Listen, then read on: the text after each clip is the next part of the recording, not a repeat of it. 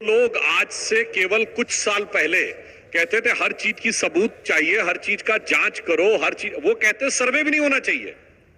ये मेरे लिए एक आश्चर्य की बात है। बहुत सिंपल सी बात है कि अगर किसी ने, ये भी मैं बात कह रहा हूं जो कहते हैं हवा में आके कि साहब किसी ने कुछ भी कह दिया, ना ऐसे नहीं कहा जाता है। कोई ना कोई आधार होता है, तब जाके कोर्ट निर्णय लेता है। मजे की बात यह है कि ये लोग कहते हैं वो छोटा कोर्ट है, वो बड़ा कोर्ट है। चलिए, बड़ा कोर्ट है मान लिया, सर्वोच्च न्यायालय ने निर्णय दे दिया कि श्री राम जन्मभूमि है, आज तक नहीं मानते हैं। असदुद्दीन ओवैसी खुलेआम कहते हैं कि वो ताकयामत बाबरी मस्जिद थी और बाबरी मस्जिद रहेगी। तो इनका मामला ये नहीं है कि क्या चीज टेक्निकल है, क्या चीज लीगल है, मामला वहां पे सियासी है। ये समस्या है यहां पर। और मैं दूसरी बात कहूं, एक सिंपल सी बात, भाई ये तो हम नहीं कह रहे, अब ये इसकी तो तमाम हदीत अवेलेबल है जो कहती दरगाह ही कुफ्र है और उसे तो खत्म कर देना चाहिए। जाकिर नायक कोट कर चुके हैं कि सैयद बुखारी की हदीत है जो कहती है अगर कहीं पर भी पक्की कब्र है उसे खत्म कर दो। वो तो प्रोफेट मोहम्मद साहब का नाम कोट करते हैं कि वो कहते हैं साहब, और उसके अलावा वो कहते हैं उस पर किसी प्रकार का चादर चढ़ाना, कुछ करना, ये सब तो हिंदुओं की तरह है। और मैं ये भी बताना चाहता हूं, लोगों को शायद नहीं याद हो, इस हिंदुस्तान में एक दरगाह थी चरारे शरीफ जो जला दी गई थी। डिस्प्यूटेड स्ट्रक्चर की बात सब लोग करते हैं, चरारे शरीफ जला दी गई, जलाने वाला मस्तगुल पाकिस्तान भाग गया। और किसने जलाई गई? कि साहब दरगाह कुफ्र है। एक नहीं दर्जनों फतवे जारी हुए हैं कि दरगाहें कुफ्र है। तो यहां पर तो हमारा मामला नहीं है अंजना जी, हिंदू मुस्लिम का मामला नहीं, पहले आपस में सेटल कर लें उसके बाद बताएं। जुनैद हारिस साहब, इसका जवाब आप दीजिए। बहुत शुक्रिया कि आपने बोलने का मौका दिया। पहली बात तो मैं ये बताऊं कि संभल वाले केस में इशू ये नहीं है कि सर्वे करने जाने वालों पर पाबंदी है। इशू ये है कि 19 तारीख को, 19 नवंबर को ही पिटीशन भी हो, 19 नवंबर ही को ऑर्डर भी हो। इतना समय नहीं दिया गया कि जाकर के हाई कोर्ट में या कहीं जाकर के उसको चैलेंज किया जा सके। ये चीज थोड़ी सी क्लियर होनी चाहिए। जाहिर सी बात है। दूसरी बात यह है, जहां तक जिज्ञासा की अभी तक बात हो रही है, मैं पूछ रहा हूं कि इंडियन रिलीजन एंड कल्चर का मैं स्टूडेंट हूं, इस नाते से मैं पूछ रहा हूं कि 84,000 बौद्ध विहार तोड़े जाने के लिए बौद्ध परेशान है और मैं ऐसे लोगों को जानता हूं। क्या इस बंदा जुनैद हारिस को यह अधिकार हासिल है कि जो बहुत बड़े बड़े मंदिर हैं, मैं उस जिज्ञासा के आधार पर जाकर के उनके लिए वो चीजें लेकर के आ जाऊं? तीसरी बात, जो आप कह रहे हैं कि ये आपस में तय कर लें, मैं आपको एक चीज बताना चाहता हूं कि इस मुल्क में हर पंथ, हर व्यक्ति आजाद है अपने अनुकूल धर्म को पालन करने पर। जो चादर चढ़ाना चाहे चादर चढ़ाए और जो नहीं चढ़ाना चाहे नहीं चढ़ाए। नहीं हम जैन परंपरा को रोक सकते हैं, नहीं बौद्ध परंपरा को रोक सकते हैं, नहीं विष्णु परंपरा, किसी परंपरा को नहीं रोक सकते हैं। तो हम किसी की आस्था पर दूसरे को अधिकार नहीं दे सकते हैं कि कोई दूसरा जाकर के कुफ्र कहे और उसको चादर चढ़ाए। बिल्कुल जो इन्होंने कहा, मैं इनकी बात का खैर मकदम करता हूं कि हर व्यक्ति को स्वतंत्रता है, और वो स्वतंत्रता केवल तब तक है जब तक वो भारत में है और हिंदू मेजॉरिटी स्टेट में है। और मैं कोट करना चाहता हूं, मार्क टेली बहुत बड़े पत्रकार रहे, बीबीसी के 3 दशक तक उन्होंने साउथ एशिया को कवर किया और दिल्ली में रहे। 2019 में उन्होंने द इक्वेटर मैगजीन में एक आर्टिकल लिखा कि Muslims in India are the luckiest, और उन्होंने उसका आधार बताया कि वो निजामुद्दीन एरिया में तकरीबन 26 साल रहे। और उसी निजामुद्दीन एरिया में एक तरफ हजरत निजामुद्दीन औलिया की दरगाह और दूसरी तरफ तबलीगी जमात का ऑफिस, एक ही सड़क के दोनों तरफ। ये मार्क टेली कहता है कि अगर कोई मुस्लिम देश होता तो ये दोनों जो एक दूसरे के खिलाफ वाले फिरके हैं, ये एक साथ नहीं रह सकते थे 30 साल तक। ये सिर्फ भारत में जहां रह सकते हैं। तो मुस्लिम भारत के इसलिए लकी है कि कम से कम अपने मजहब में जैसे चाहे इबादत कर सकते हैं। कम से कम इसके लिए तो शुक्रगुजार होकर बता दीजिए। और इसीलिए इस्लाम में जितने फिरके पाए जाते हैं, वैसे इनकी मान्यता के अनुसार टोटल 72 होंगे, कुछ हैं कभी नहीं है। सिर्फ दुनिया में एक देश है जहां वो सारे फिरके पाए जाते हैं, वो हिंदुस्तान है। 57 मुस्लिम देशों में कोई नहीं। जवाब दीजिए। आपकी बदकिस्मती ये है कि इस मुल्क की तारीख को आपने पढ़ने की कोशिश नहीं की, वरना आपको याद होगा कि इस मुल्क को बहुत बड़ा अगर मौजूदा स्वरूप देने वाला है तो अशोका है, और अशोका के पोते बृहद्रथ को पुष्यमित्रा ने मार डाला था, उसका सेनापति ने। और उसके बाद जब तक यहाँ पर गुप्तास की हुकूमत नहीं हुई थी, बौद्ध विहार और बुद्धों का खून इस तरह बहाया गया जिसकी कोई अंदाजा नहीं लगाया जा सकता है। माफ कीजिएगा, पूरी बात कह लेने दीजिए। इस मुल्क के अंदर जाहिर सी बात है कि सब कुछ हुआ है। सिर्फ औरंगजेब ने अपने भाई का कत्ल नहीं किया है, इससे पहले भी कत्ल किया गया है। लेकिन अगर किसी एक को टारगेट गलत होता है, चाहे वो कोई भी करे। मैं ये कहता हूं कि जब ये मुल्क आजाद हुआ तो आजादी के बाद हर व्यक्ति को जो आजादी हासिल थी, हम इन दिशाओं पर नहीं सोच करके बाकी चीजों को क्यों उठाकर लाते हैं। मैं पूछता हूं, आपकी पार्टी आस्था के साथ मजाक करती है। मैं कहता हूं कि गाय को न काटा जाए, गाय की कुर्बानी को मैं जायज नहीं समझता हूं, लेकिन आपकी पार्टी के जमाने में इसमें बीफ की एक तरह से देखा जाए तो एक्सपोर्ट बढ़ जाता है। इसी मुल्क के अंदर हम देखते हैं कि आपकी पार्टी की जहां पर हुकूमत होती है, मैं मेघालय की बात करता हूं, वहां पर बीजेपी के जीतने के बाद गाय की पार्टी होती है। मुझे समझ में नहीं आता है आप किस तरह की बात कर रहे हैं। तो दरगाह को कुफ्र कहने वाले भाग रहे हैं। आजादी की बात, दरगाह को कुफ्र कहने वाले मुद्दे से आप भी भाग रहे हैं, उसको एड्रेस नहीं कर रहे हैं। मैं जुनैद साहब की बात का जवाब देना चाहता हूं। जवाब दीजिए उसके भाई, इनको कह रहे हैं मेघालय में गाय काटी जाती, गाय नहीं काटी जाती मेरे भाई। हम भारतीय गाय, उसको गाय माता मानते हैं। सुनिए, उसका जूलॉजिकल नेम है बॉस इंडिकस, और जो वो है उसे मिथुन कहते हैं, उसका बॉटनिकल नेम है बॉस टॉरस। भैया गाय माता है, भैंस नहीं है। इसे कहते हैं अकल बड़ी है भैंस, जाके कोई चेक कर ले। इसीलिए आके हवा में बोलने लगते हैं। और दूसरी बात, एक और बात पूछना चाहता हूं। इन्होंने बहुत भगवान बुद्ध की बात कही, तो ये बताइए भगवान बुद्ध की सबसे बड़ी मूर्ति बामियान में थी, 2001 में तोप लगा के किसने उड़ाई? आपको मैं बता अब मैं सुनिए, अब एक आराम से। कहते हैं अशोक के जमाने में देश एक हुआ। ये चंद्रगुप्त मौर्य ने अफगानिस्तान तक मारकर, सेल्यूकस को हराकर, आज अफगानिस्तान के जो 4 प्रोविंस है, काबुल, कंधार, मकरान और हेरात के प्रोविंसेस थे चंद्रगुप्त मौर्य के। और ये बात मेगास्थनीज ने लिखी है अपनी किताब इंडिका में, which is the first foreign description of any foreign traveller. कुछ भी आगे बोलना शुरू कर देते हैं। और मैं बताना चाहता हूं, अब सुनिए, और अभी पूरी बात सुनिए। जुनैद साहब पढ़े लिखे हैं तो बताना चाहता हूं, सुनिए। भगवान बुद्ध की मूर्तियों को अगर सबसे ज्यादा तोड़ा है तो मुस्लिम्स ने तोड़ा है। और यह बात मैं कहना चाहता हूं, बाबा साहब अंबेडकर ने अपने आर्टिकल में लिखा, उसका सोर्स कोट कर रहा हूं, writings and speeches of Baba Saheb Ambedkar, published by Maharashtra government in 1987, republished by central government in January 2014, ministry of social justice.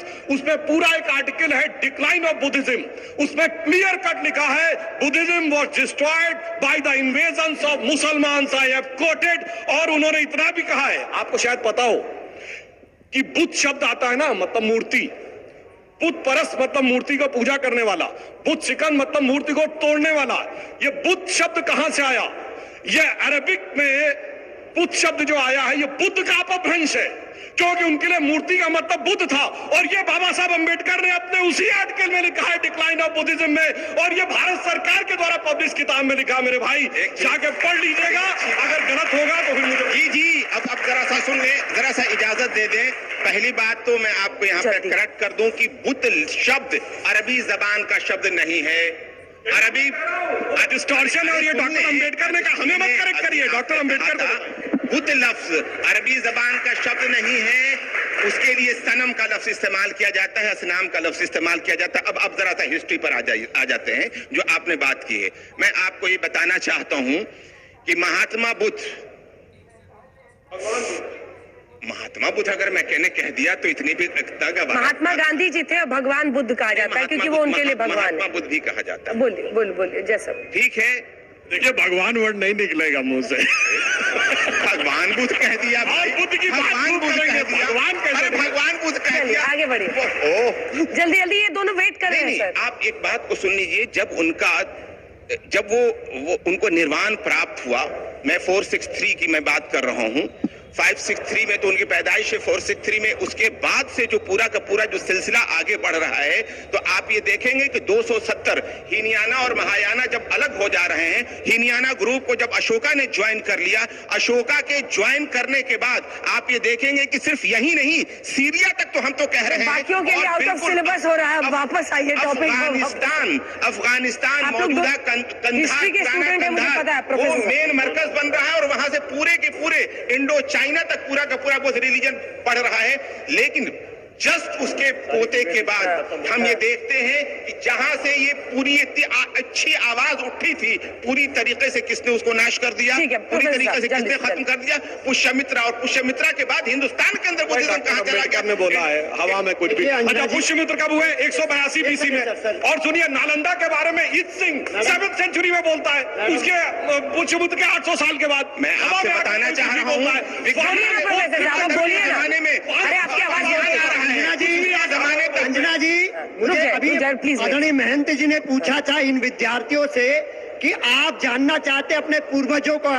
मुझे पता है ये जनरेशन जो है ये जानना चाहती है कि सरकार हमारे रोजगार के लिए क्या कर रही है, हम जब ये डिग्री लेके निकलेंगे तो हमारे लिए क्या प्लान है। और मैं सहमत हुआ जब भाई, मगर मैं इस बात से कतई सहमत नहीं हूं जो आपने एक दो लास्ट के शब्द कहे कि सोशल फैब्रिक बना रहने दीजिए, और हर कोई चाहता है बना रहने दीजिए, मगर ये कतई नहीं चाहते कि इसको हम बिगाड़ें या आपको बिगाड़ने दें। अगर जो हम लोग कहें कि जातियों में ना बटकर एक हो जाओ, तो आपके नेता कहते हैं जातिगत जनगणना कराओ। अगर हम कहते हैं कि जातियों में ना बटिए, आप एक हो जाइए, तो मुझे लगता है कि शायद यहाँ जितना युवा बैठा इस चीज को समझता है कि जातियों में बटना उचित समझते हैं या एक होना। लेट मी कंप्लीट दादा, आप बोलिएगा उसके बाद मैं सुनूंगा आपको। और रही बात, अभी भलाई जी कहकर गए कि कल को अगर जो इसी चैनल पर उंगली रखकर कह दे हमारा है तो कैसे लगेगा। कहने की जरूरत नहीं है, एयरपोर्ट को ऑलरेडी कह चुके हो, पार्लियामेंट को ऑलरेडी कह चुके हो, और पटना का ही बाजू में 25 किलोमीटर पर एक गांव है जिसको रातों रात नोटिस चिपका कर कह दिया गया कि गांव हमारा है। एक घर छोड़ दिया गया मोहम्मद उसका अब्दुल का। क्यों भाई? ना खाता ना भाई, जो वक्फ बोर्ड कहे सो सही। 2014 में कितनी जमीनें मिली हैं उसका कोई है ठिकाना? हम लोग राम मंदिर के लिए भी 500 साल तड़पे। और अगर एक कोई जिज्ञासा है, मैं फिर कह रहा हूं बड़ी जिम्मेदारी के साथ, किसी के बारे में अहित नहीं बोलना चाहिए, सबका सम्मान होना चाहिए, मगर इस उम्मीद के साथ कि हिंदू को भी जातियों में बांटना नहीं चाहिए। और जब जातियों में आप लोग बांट देते हैं ना, तो यकीन मानिए कि हर नुक्कड़ पर काट देते हैं। सुधांशु जी माइक उठाइए, पहला प्रश्न आपसे करते हैं, और वो प्रश्न यही है कि देखिए कई लोग समाज में भी जवाब में लिए लोग ये पूछते हैं, सर्वे पर सर्वे अलग अलग जगहों पर, ये कहां तक जा रहा है? सर्वे की सियासत हो रही है, अखिलेश यादव हो, कांग्रेस पार्टियों को सब आपको कटघरे में खड़ा कर रहे हैं। क्यों कराने हैं सर्वे? सर्वे के बाद क्या करेंगे?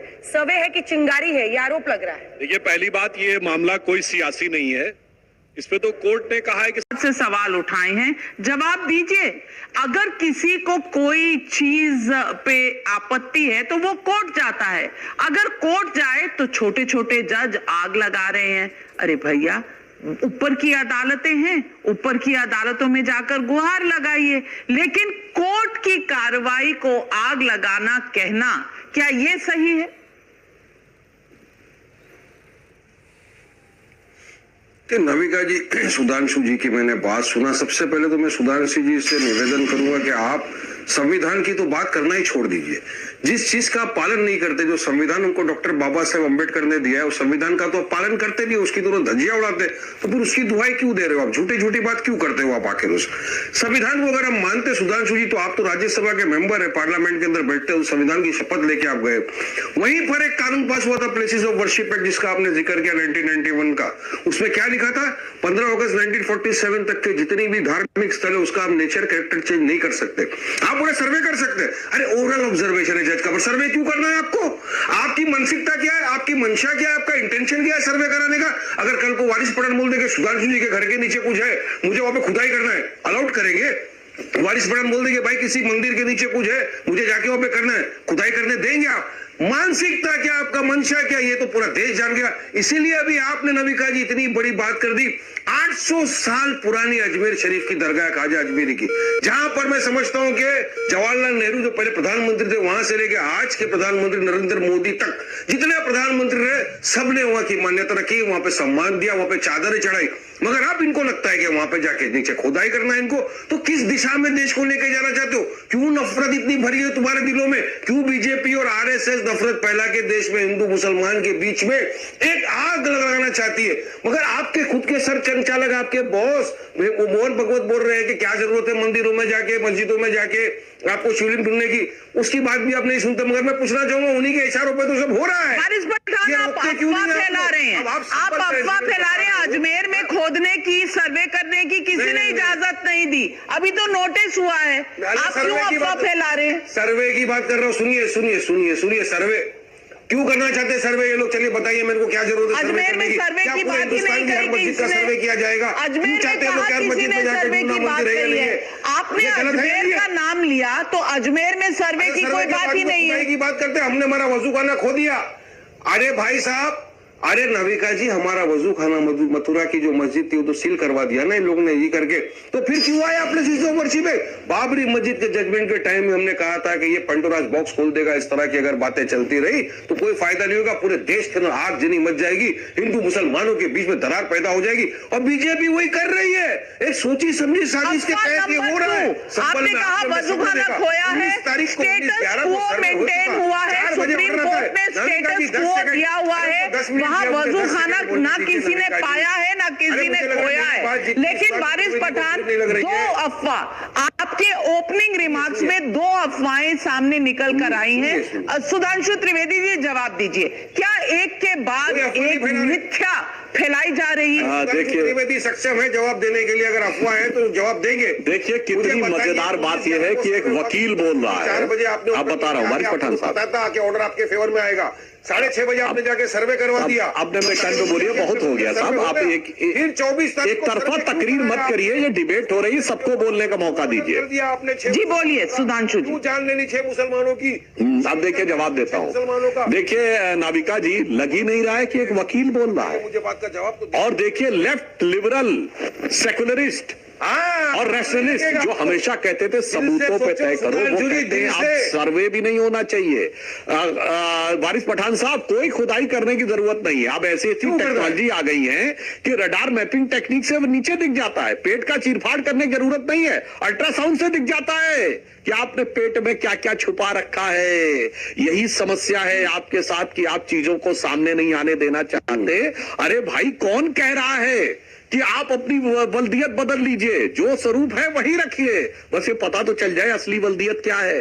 यहाँ समस्या ये महोदय कि अब नई नई टेक्नोलॉजी आती चली जा रही है, खुदाई पे ये पता कराने में लोगों की जान ले लेंगे के ऊपर, जब पता कराने में लोगों की जान ले लेंगे, मुसलमानों को मार डालेंगे, बगैर खुदाई के पता लग गया। चिंता मत करिए, कुछ समय में ऐसी टेक्नोलॉजी भी आ जाएगी कि सैटेलाइट से भी पता लग जाएगा नीचे क्या है, ड्रोन से पता लग जाएगा नीचे क्या है। चिंता मत करिए मेरे भाई। जैसे 40 साल पहले कौन किसका बाप है ये यकीनी मामला था, डीएनए टेस्ट से चंद दिनों में पता लगता है। और नाविका जी, ऑन द लाइटर नोट में कहूंगा, इनको दर्द इस बात का हो रहा है कि अंततः अगर सर्वे, जांच और साइंटिफिक जांच हो गई तो, ऑन द लाइटर नोट कहता हूं, पुरानी फिल्म थी ना कि अमर अकबर एंथोनी, अमिताभ बच्चन और ऋषि कपूर और विनोद खन्ना जी की, आखिर में अमर अकबर एंथोनी तीनों का बाप किशन लाल ही निकला था।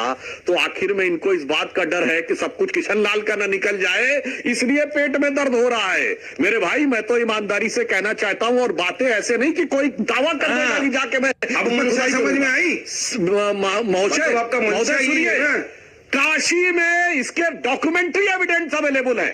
सुनिए, फतवाए आलमगीरी, मैं हेरा फेरी पिक्चर की बात करता हूं आपके सामने। औरंगजेब ने हमारा एंथोनी की बात की है, एक पिक्चर है कि हेरा फेरी में क्या हुआ था, जो तेरा है वो मेरा है, जो मेरा है मेरा ही रहेगा, का है। और उसके बाद उन गवर्नमेंट ऑर्डर ऑर्डर्स का प्रूफ है, फिर बीच में डिस्टर्ब करने लगे। जैसे ही अनकंफर्टेबल फैक्ट आया, क्या करें, मजबूरी है, क्योंकि ये देश। अरे आपने हमारा अकबर एंटोनी की बात की, मैं हेरा फेरी की बात कर रहा हूं, जो बीजेपी मास्टर है मुसलमीन हेरा फेरी करने में। मजलिसे इत्तेहादुल मुसलमीन जो देश की सबसे सेकुलर पार्टी है, उसका प्रवक्ता लॉयर होकर ये कहता है ना किताब देखी जानी चाहिए, ना गवर्नमेंट ऑर्डर देखा जाना चाहिए, ना सबूत देखा जाना चाहिए, ना जांच होनी चाहिए, और उसके बाद जो है वो मान लिया जाना चाहिए। हम तो कह रहे हैं सिर्फ जांच हो जाने दो, काहे घबराते हो? मगर ये संविधान की बात कर रहा है, बेसिस ऑफ वर्शिप एक्ट की बात कर रहा है, जो राज्यसभा का मेंबर हो, पार्लियामेंट नहीं मानना चाहता, तो संविधान की शपथ लेकर बैठा हुआ है, वो बोलता मैं नहीं मानूंगा बेसिस ऑफ वर्शिप एक्ट, वो बोलता मैं मेरी आस्था की बुनियाद पे काम करूंगा। शर्मनाक बात है। आपकी जो भी दलील है आप कोर्ट में रख सकते हैं वारिस पठान जी, पर आपने एक बात का जवाब नहीं दिया। वारिस पठान जी, सुधांशु त्रिवेदी जी ने एक बात उठाई थी, उसका जवाब आपने नहीं दिया। प्लेसेस ऑफ वर्शिप एक्ट में आपने 1947 का कट ऑफ डेट लगा दिया, लेकिन वक्फ बोर्ड तो कितने सेंचुरीज पुराना का भी लैंड ले सकता है, इसका जवाब दीजिए ना। सर्वोच्च न्यायालय के निर्णय के बाद वहां राम मंदिर है कि बाबरी मस्जिद है? बोलिए। गलत गलत गलत, ऐसा किसी का भी लैंड कोई नहीं ले सकता। जो जमीन है उसका गैजेट होता है, गैजेट के बाद वो जमीन को वक्फ डिक्लेयर किया जाता है, पेपर में एडवर्टाइजमेंट है, उसके बाद वो वक्फ होती है। यही तो आप लोग झूठा भरम फैला फैला के रोज रात को 8 बजे पब्लिक को गुमराह कर रहे हो। और हमारी वक्फ की जो जमीन है, हमारे मदरसे, मस्जिद, हमारे ऑर्फनेज सब खा जाना चाहते हैं बीजेपी, सुधांशु त्रिवेदी की पार्टी, ये आरएसएस सब क्या बात कर रहे हैं, सब जपत कर क्या बात करें। वाराणसी में 118 साल पुराने कॉलेज को वक्फ की प्रॉपर्टी कह दिया है। वाराणसी की बात सुधांशु त्रिवेदी जी, वो वारिस पठान को नहीं दिखती?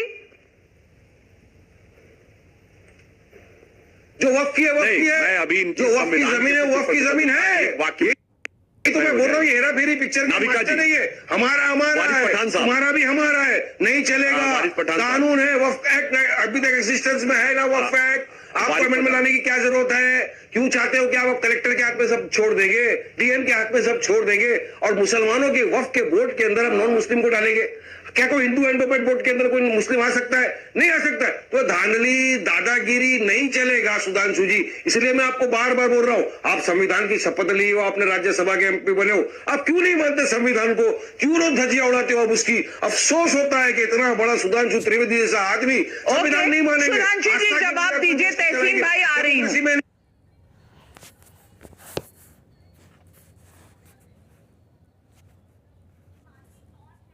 जो है उसकी घटा के 5.2 से 4.5 की है, भारत की 5.5 से 6.2 की है।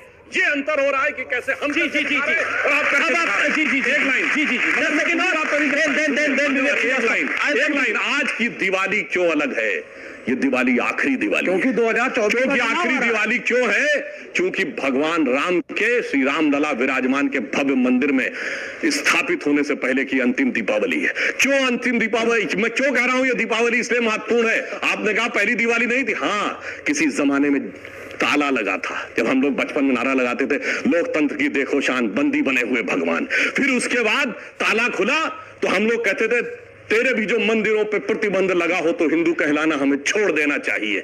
यह स्थिति थी। उसके बाद टाट के छप्पर में रहे भगवान राम, और वो भी अगर फट जाता था तो कोर्ट जाना पड़ता था। और उसके बाद श्री राम लला विराजमान इस केस में खुद पैरोकार थे। शायद आप लोगों को नहीं पता होगा, one of the respondent for Shri Ram Lalla Virajman. मैं दुनिया में चुनौती से कहता हूं, हमारे भगवान एकमात्र है जिन्होंने कोर्ट में खड़े होकर अपना मुकदमा खुद लड़ा है, और पूरी मर्यादा के साथ, सारी कानूनी वैधताओं के साथ अब जाके मंदिर वो बना है। इसलिए मैं कहूंगा एक वो भी दिवाली थी जब उजड़ा हुआ गुलशन था, रोता हुआ माली था, आज महका हुआ गुलशन है, बजती हुई ताली है। एक वो भी दिवाली थी, एक ये भी दिवाली। Excuse me, इसको देखा है? Excuse, have you seen? Have you seen? गोल मटोल, ब्राउन ब्राउन। British तेल देने के खिलाफ क्यों हैं? 21 लाख दिए जला करके तेल जला रहे हो, मिट्टी जला रहे हो। 80 करोड़ लोग, कोई बात नहीं है, सुनते जाइए अभी आगे। इनको यही नहीं मालूम, मैं इनको काउंटर कर देता हूं। नहीं मालूम, इनको मालूम नहीं। भाई पहली चीज, महात्मा गांधी का चरखा सिंबॉलिक नहीं था। वो कह रहे थे विदेशी वस्त्रों का बहिष्कार करो एंड मेक इन इंडिया करो। इनका मेक इन इंडिया नहीं कि मल्टीनेशनल को कह रहे हो आओ और 100% FDI। इनका मेक इन इंडिया नहीं, वो गांधी का मेक इन इंडिया था, और चरखा उसका प्रतीक था कि अपना सूत कातो और कपड़ा बनाओ। दूसरी बात, शुरू से रहे, सुनिए। जिस विचारधारा को फॉलो करते हैं, जी, मैं आप- बोलना नहीं चाहूंगा तो गांधी के विरोध से नहीं, गांधी को मानने से। राजनैतिक दर्शन था राम राज्य, रोज का भजन था रघुपति राघव राजा राम, अंतिम शब्द था हे राम। मगर नेशनल और मल्टीनेशनल कहने वाले ये तो देसी पार्टी नहीं है, कम्युनिस्ट पार्टी ऑफ इंडिया। कोई जाके कुछ नया बोलिए। अपनी पार्टी का नाम बताओ। कम्युनिस्ट आपकी पार्टी का क्या नाम है? भारतीय जनता पार्टी। इंडिया भी तो भारत है, कम्युनिस्ट पार्टियां भी तो भारत है। जमीन आसमान की बात। इंडिया देखिए, मुझे याद आता है गांधी जी का वो वक्तव्य जब सरदार वल्लभ भाई पटेल ने उनके सामने सोमनाथ मंदिर की एक योजना रखी पुनर्निर्माण के लिए, तो गांधी जी ने कहा कि मैं आपका पूर्णतः समर्थन करता हूं और अच्छी योजना है, लेकिन याद रहे इसमें पैसा भक्तों का लगे, राजकोष का नहीं। राजकोष का नहीं। राजकोष समझते हैं आप? हाँ, समझ लीजिएगा सरकारी पैसा। इसको समझ लीजिएगा अच्छी तरह। ये जो भव्य दिवाली है ये राजकोष से हो रही है, इसमें भक्तों का पैसा नहीं है, ये समझ लीजिए आप। अगर उस महात्मा गांधी को, जिस महात्मा गांधी ने एक वस्त्र पहनकर अंग्रेजों को उनके घर तक छोड़ के आए और घुटनों पे ला दिया, उस महात्मा गांधी का मजाक उड़ाते हैं आज बैठ के, जिनकी कोई औकात नहीं, हैसियत नहीं। महात्मा गांधी का मजाक उड़ाते हैं। वो महात्मा गांधी जिसको सारी दुनिया महात्मा गांधी मानती है, आज हर आदमी जो भी चाहे खड़ा होकर मजाक उड़ाना शुरू कर देगा उनका। अपना में गोली चलाने के लिए था क्या? आप डिस्टर्ब कर रहे हैं। झूठ क्यों बोलते हैं डिबेट में? आप बोल रहे हैं सुप्रीम कोर्ट ने अपने जजमेंट में हलफनामा दिया था, मस्जिद नहीं टूटने उसने दूंगा। कहा था गोली चलाने की तो बात ही नहीं थी। विवादित ढांचा, और ये बाबरी मस्जिद कहते हैं। गोली चला, सुप्रीम कोर्ट मैं का तो मजाक बाबरी आप मस्जिद उड़ाते हैं। आज भी कहता हूँ। सुप्रीम कोर्ट ने हमेशा डिस्प्यूटेड, मैं बाबरी मस्जिद आज भी कहता हूँ। बाबरी मस्जिद मेरी आस्था है बाबरी मस्जिद, और आप रोक नहीं सकते। आपका ये संविधान में इजाजत आस्था है है। मुझे। और राम जी मेरे ने संविधान में मुझे इजाजत ये नहीं है। बहुत ज्ञान दे रहे थे कि इतने दिए जलाए, वो तेल गरीबों में क्यों नहीं बांट देता। अभी देखिए, मैं पूछूं, ये बकरे काटे जाते हैं तो उसकी बजाय गरीबों को नहीं तकसीम कर दिया जाता है। अब बताइए। बकरा बन जाएगा, गरीबों को तरफ नहीं जाने लगेंगे। डिबेट इस स्तर की हो जाएगी। बोलिए, मैं बोलिए, सोचा बोलिए, नहीं। बकरा गरीब ये कितनी गिरी हुई स्तर की बात है। भाई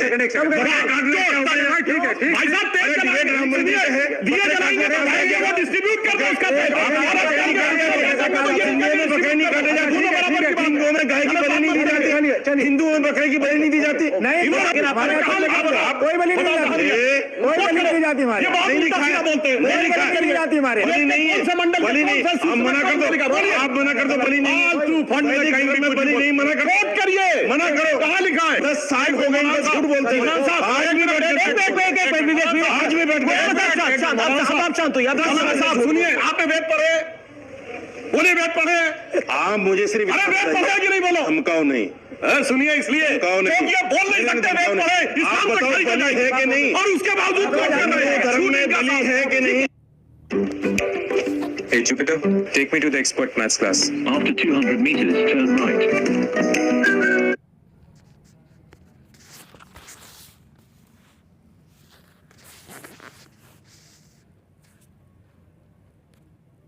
देता। अभी देखिए, मैं पूछूं, ये बकरे काटते, एक दीप जलाओ बच्चों, पढ़ाई लिखाई की जरूरत नहीं है, खुद पास हो जाओगे, अपने आप इलाज हो जाएगा, दवाई और डॉक्टर की जरूरत नहीं है। मगर बचपन से पढ़ा है, चरखा चलाओ अंग्रेज भाग जाएगा। एक गाल पे चाटा मारे, दूसरा गाल आगे कर दो, अंग्रेज भाग जाएगा। उस महात्मा गांधी का मजाक उड़ाते हैं आज बैठ के, जिनकी कोई औकात नहीं, हैसियत नहीं। कि इतने दिए जलाए, वो तेल गरीबों में क्यों नहीं बांट देता। अभी देखिए, मैं पूछूं, ये बकरे काटे जाते हैं तो उसकी बजाय गरीबों को नहीं तकसीम कर दिया जाता है।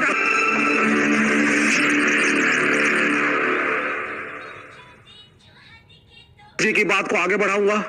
एक दीप जलाओ बच्चों, पढ़ाई लिखाई की जरूरत नहीं है, खुद पास हो जाओगे। अगर बीमार पड़ते हो फिर एक दीप जला लो, अपने आप इलाज हो जाएगा, दवाई और डॉक्टर की जरूरत नहीं है। पुल बनाना है, दीप जलाओ, साइंस अपने आप विकसित हो जाएगी। तो ये 21 लाख दीपक जो जलाए जा रहे हैं, अरे अपने ही राम के नाम पे गरीबों को दे देते तेल तो शायद देश का ज्यादा भला होता। ये गिमिक्स करने से कोई राम को नहीं होने वाला है। 1990 में बीजेपी कहती है हम राम मंदिर बनाएंगे, कोर्ट के अंदर, कोर्ट में केस लड़ा गया, कोर्ट ने निर्णय दिया, कोर्ट का निर्णय सबने माना, मुसलमानों ने भी माना, सबने कहा, कोर्ट ने कह दिया चलो फॉलो करो। आप कहां से बीच में आ गए? और आपका काम एज अ पॉलिटिकल पार्टी या गवर्नमेंट ऑफ इंडिया क्या मंदिर बनाना है? इंफ्रास्ट्रक्चर कौन बनाएगा? रोड कौन बनाएगा? अस्पताल कौन बनाएगा? स्कूल कौन बनाएगा? It is not the work of the government to make temples. हमने तो कभी नहीं कहा कि दीपक जलाओ और अपने आप साइंस डेवलप हो जाएगी, मगर बचपन से पढ़ा है चरखा चलाओ अंग्रेज भाग जाएगा। एक गाल पे चाटा मारे दूसरा गाल आगे कर दो अंग्रेज भाग जाएगा। भाग गया था क्या ऐसे ही भागा था, ऐसे ही भागा था। आप मान्यवर, वास्तविकता ये थी कि अगर महात्मा गांधी ने उस चरखे को प्रतीक बनाया था जहां पूरे राष्ट्र की भावनाएं संवेदना के साथ आके जुड़ी और उससे वो एक शक्ति मिली, नैतिक शक्ति, कि अंग्रेजों को भगाने में सफल हुए, उसी प्रकार ये दीपक एक प्रतीक है जहां से सभी के मन में एक ज्योति उत्पन्न होती है कि वो खड़े हो राष्ट्र के लिए। मगर कुछ लोग ऐसे होते हैं, जो अभी महंत जी कह रहे थे ना, कुछ लोगों को दीपक की रोशनी नहीं अच्छी लगती, उनको अंधेरा ही अच्छा लगता है, जिनके लिए रामचरितमानस में कहा गया, शब्द से न लिया जाए, सहज पाप प्रिय तामस देहा। जिनके मन में पाप होता है उनकी सहज प्रवृत्ति तामसी वैसे ही होती है, यथा उल्लू कही तम पर नेहा। उल्लू मतलब उल्लू की जैसे आसक्ति अंधेरे की तरफ होती है, कभी दीपक की तरफ नहीं होती है, वैसे कुछ लोग हैं सिर्फ अंधेरा देखते हैं। अब मैं जवाब देता हूं। इन्होंने बड़ा वाजिब सवाल किया कि राम मंदिर बनने से क्या हुआ था। जनाब, राम मंदिर ऐसे नहीं बना है। जब राम मंदिर बना है उससे पहले 4 करोड़ गरीब लोगों को प्रधानमंत्री आवास योजना के तहत आवास मिला है। उसमें 3 करोड़ महिलाएं हैं। मैं दावे के साथ कहता हूं जिनका रजिस्ट्री में नाम लिखा हुआ 2014 से पहले गरीब वर्ग की 3 करोड़ महिलाएं ऐसी नहीं थी जिनका नाम उसमें लिखा हुआ। और आपने कहा इंफ्रास्ट्रक्चर, 37 किलोमीटर पर डे की रोड बन रही है। इंफ्रास्ट्रक्चर इन्वेस्टमेंट में हम इस समय नंबर 1 के देश हैं, अमेरिका के से ज्यादा। अब आइए, 5वीं बड़ी अर्थव्यवस्था है, सुन लीजिए, 4थे बड़े स्टॉक एक्सचेंज बने, 3रे बड़े ऑटोमोबाइल मैन्युफैक्चरर बने। अरे चांद के छूते कोने को छूने